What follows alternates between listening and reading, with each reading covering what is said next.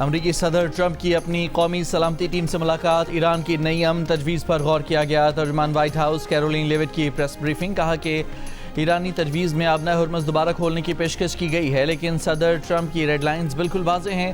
امریکہ کوئی ایسی ڈیل قبول نہیں کرے گا جس میں ایران کو ایٹمی ہتھیار بنانے کی اجازت ہو۔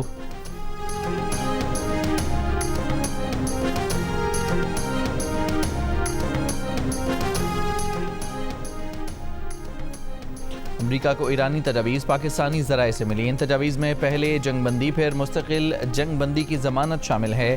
ایران نے آبنۂ ہرمز کھولنے کی پیشکش امریکی ناکہ بندی کے خاتمے کے ساتھ مشروط کیا اور کہا ہے کہ یہ سب ہو جائے تو پھر ایرانی ایٹمی پروگرام پر بات ہوگی۔ تاہم امریکہ کو پرامن مقاصد کے لیے یورینیم افزودگی کا ایرانی حق تسلیم کرنا ہوگا۔ صدر ٹرمپ نے کہا کہ ایران ایٹمی ہتھیار نہ چھوڑے تو مل بیٹھنے کا فائدہ نہیں۔ ایران چاہے تو فون کر لے، ہماری فون لائنز بہت محفوظ ہیں۔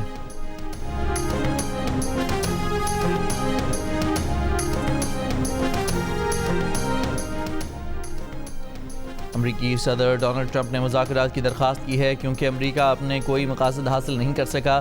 ایرانی وزیر خارجہ عباس عراقچی کا دعویٰ، کہا ایران صدر ٹرمپ کی مذاکرات کی درخواست پر غور کر رہا ہے۔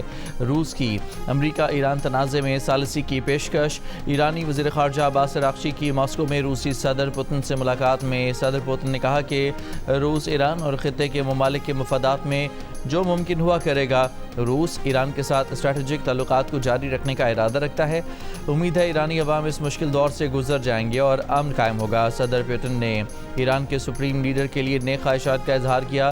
اس موقع پر ایرانی وزیر خارجہ نے کہا کہ روس ایران تعلقات اسٹریٹجک شراکت داری پر مبنی ہیں جو مزید مضبوط ہوتے رہیں گے۔ عباس عراقچی نے ایران کی حمایت پر روس اور پوتن کا شکریہ ادا کیا۔ اس سے پہلے روس میں میڈیا سے گفتگو کرتے ہوئے عباس عراقچی نے کہا کہ دورہ اسلام آباد میں حکام کے ساتھ مثبت مشاورت ہوئی۔ ایرانی وزیر خارجہ اتوار کو اسلام آباد میں فیلڈ مارشل سید عاصم منیر سے ملاقات کے بعد روس پہنچے۔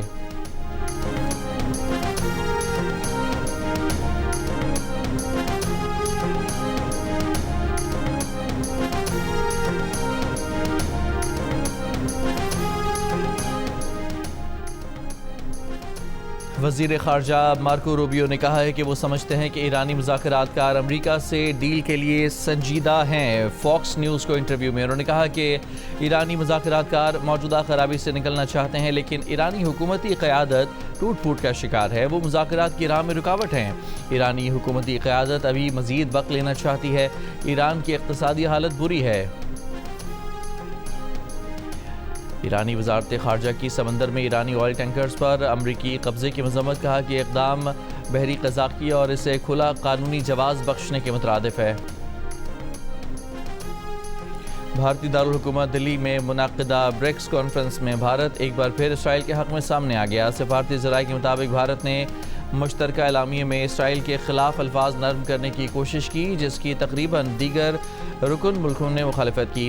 بھارت کی ہٹ دھرمی کی وجہ سے برکس کا مشترکہ اعلامیہ جاری نہ کیا جا سکا۔ کانفرنس میں متحدہ عرب امارات اور ایران اختلافات بھی کھل کر سامنے آئے۔ دونوں نے اپنے اپنے ملک پر حملے کی مذمت کا مطالبہ کیا۔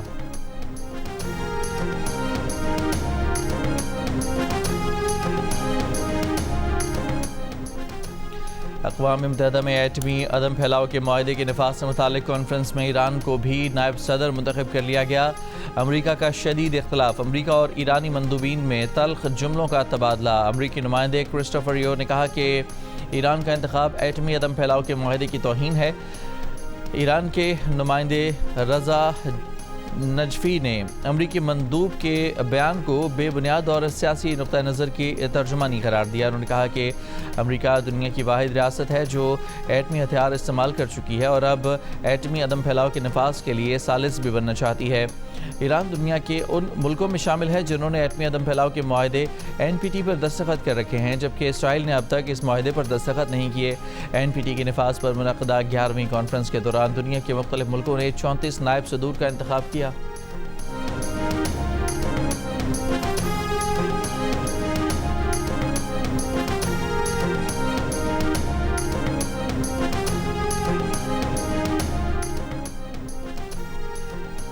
امریکہ میں پاکستان کے سفیر رضوان سعید شیخ نے کہا ہے کہ دنیا سمجھتی ہے کہ پاکستان ایک معاہدہ کرا سکتا ہے اور معاہدے پر عمل درآمد میں بھی کلیدی کردار ادا کر پائے گا۔ جیو نیوز کو انٹرویو میں رضوان سعید شیخ نے کہا کہ یہ صرف ہماری سفارتی حیثیت نہیں جو سامنے آ رہی ہے، اس میں دفاعی صلاحیت کا بھی کردار ہے۔ پاکستان نتیجہ خیز صورتحال پیدا کرنے کی کوشش کر رہا ہے۔ پاکستان مشرق وسطیٰ میں اہم کردار ادا کرتا رہا ہے، آئندہ بھی کرتا رہے گا۔ پاکستان امریکہ، چین، روس، ایران، خلیجی ممالک، ترکی، مصر، یورپی یونین کا اعتماد لے کر ثالثی کا کردار ادا کر رہا ہے۔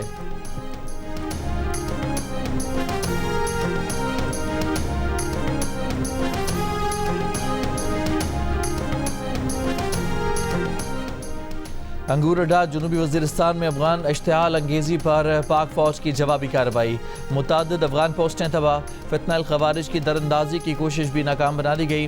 سیکیورٹی ذرائع کے مطابق بوکھلاہٹ میں افغان طالبان نے سول آبادی کو نشانہ بنایا، فائرنگ میں 2 خواتین سمیت 3 شہری زخمی، اسپتال منتقل۔ وزیر داخلہ محسن نقوی کا پاک فوج کو خراج تحسین، افغان طالبان کی سول آبادی پر فائرنگ کے واقعے کی مذمت، کہا پاک فوج نے بروقت کارروائی کر کے خارجیوں کے مذموم عزائم ناکام بنا دیے۔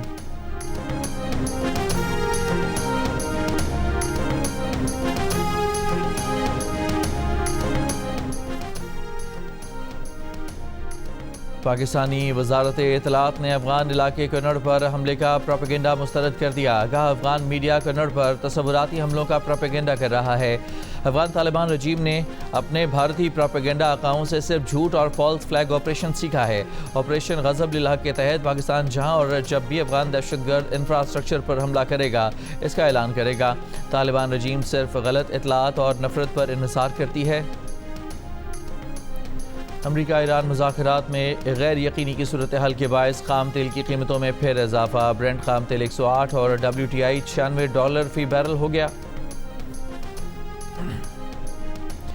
برطانوی شاہ چارلس اور ملکہ کیملا کی وائٹ ہاؤس آمد، امریکی صدر ٹرمپ نے مہمانوں کا استقبال کیا۔ برطانوی شاہ چارلس 4 روزہ دورے پر امریکہ پہنچے ہیں، امریکہ کے قیام کی 250ویں سالگرہ کی تقریبات میں شرکت کریں گے۔ شاہ چارلس امریکی کانگریس سے خطاب کریں گے، 9/11 کی یادگار کا دورہ بھی کریں گے۔ 2007 کے بعد برطانوی شاہی خاندان کا پہلا سرکاری دورہ امریکہ۔ اسٹیٹ بینک نے شرح سود میں 1% اضافہ کر دیا، شرح سود 10.5% سے بڑھ کر 11.5% ہو گئی۔ اجلاس میں مہنگائی، تیل کی قیمتوں اور IMF تقاضوں کے تناظر میں مانیٹری پالیسی کا جائزہ لیا گیا۔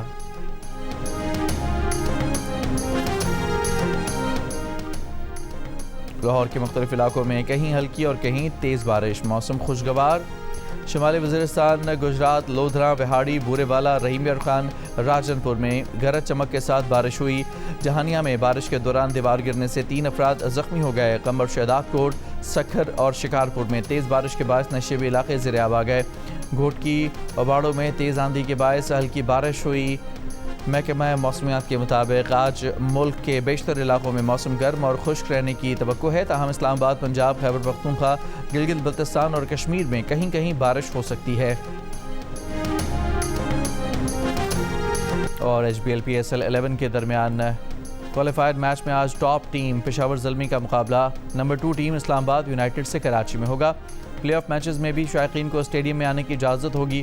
چیئرمین PCB نے شائقین کو خوشخبری سنا دی، ایونٹ کے تمام میچز جیو سپر اور مائیکو سے براہ راست نشر کیے جا رہے ہیں۔